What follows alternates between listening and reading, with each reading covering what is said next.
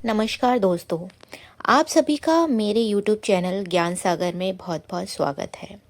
सबसे पहले आपको नवरात्रि की हार्दिक शुभकामनाएं। आज नवरात्रि का 5वां दिन है। इस दिन माँ स्कंद माता की पूजा की जाती है। नवरात्रि के 5वें दिन माँ स्कंद माता की पूजा होती है। ये भगवान कार्तिकेय की माता हैं, जिन्हें स्कंद भी कहा जाता है, इसलिए इन्हें स्कंद माता कहा जाता है। इनकी उपासना से भक्तों को ज्ञान, शक्ति, संतान सुख और मोक्ष की प्राप्ति होती है। अब मैं आपको माँ स्कंद माता की कथा सुनाने जा रही हूँ। प्राचीन समय में एक अत्यंत शक्तिशाली और अहंकारी असुर था। उसका नाम तारकासुर था। उसने कठोर तपस्या कर भगवान ब्रह्मा को प्रसन्न किया। जब ब्रह्मा जी प्रकट हुए तो तारकासुर ने अमर होने का वरदान मांगा। ब्रह्मा जी ने कहा, जो जन्म लेता है उसकी मृत्यु निश्चित है, इसलिए अमरता का वरदान संभव नहीं। तब तारकासुर ने चतुराई से कहा, तो मुझे ऐसा वरदान दीजिए कि मेरी मृत्यु केवल भगवान शिव के पुत्र के हाथों से ही हो। ब्रह्मा जी ने तथास्तु कह दिया। वरदान प्राप्त करते ही तारकासुर अत्यंत शक्तिशाली हो गया।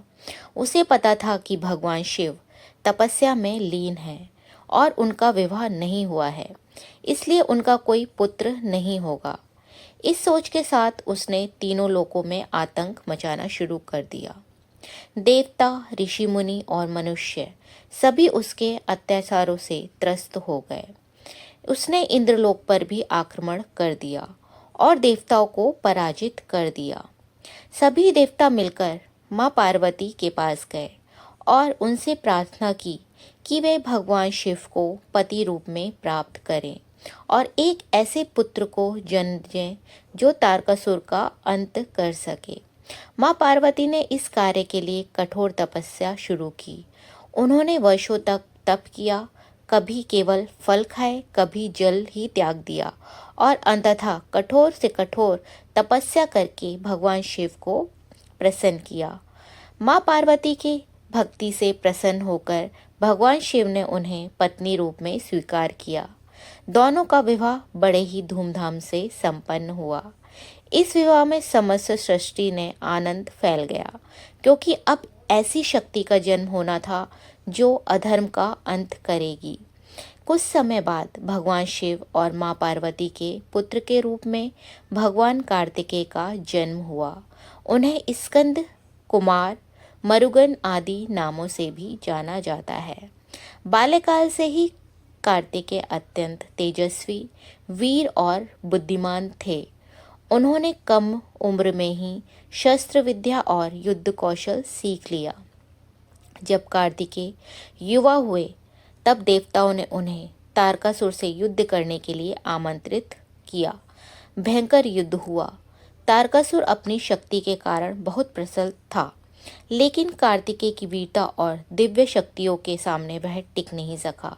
अंततः कार्तिकेय ने तारकासुर का वध कर दिया और तीनों लोगों को उसके आतंक से मुक्त किया। ये थी माँ स्कंद माता की कथा।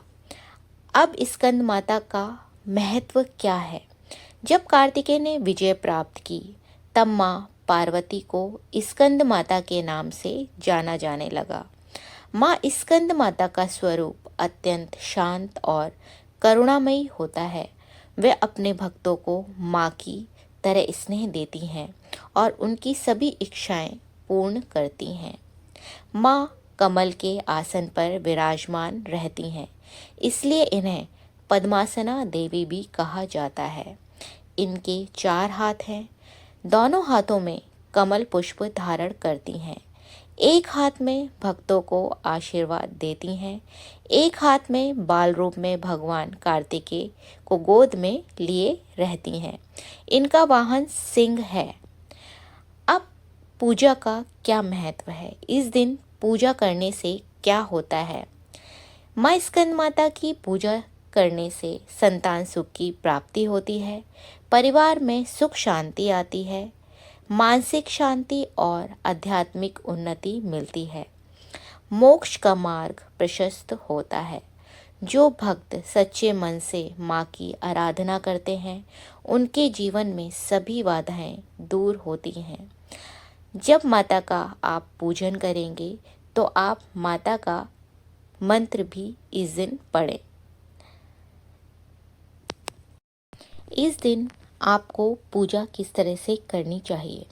सुबह जल्दी उठकर स्नान करें, साफ सुथरे पीले या सफ़ेद वस्त्र पहने क्योंकि माँ को पीले और सफ़ेद रंग अत्यंत प्रिय है। पूजा स्थान को गंगा जल से शुद्ध करें।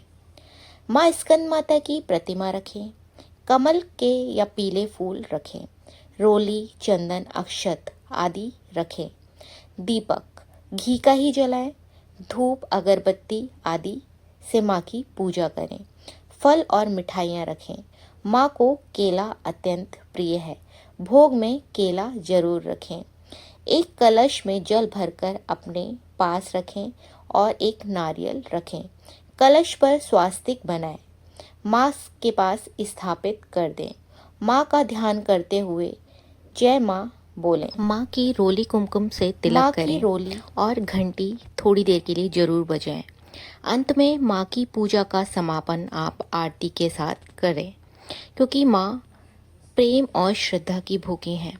इस तरह से माँ की आप पूजा करें। बहुत ही सरल विधि से भी आप अगर पूजा करेंगे, घर में आपके जो भी सामान हैं वो लेकर आप पूजा कर सकते हैं।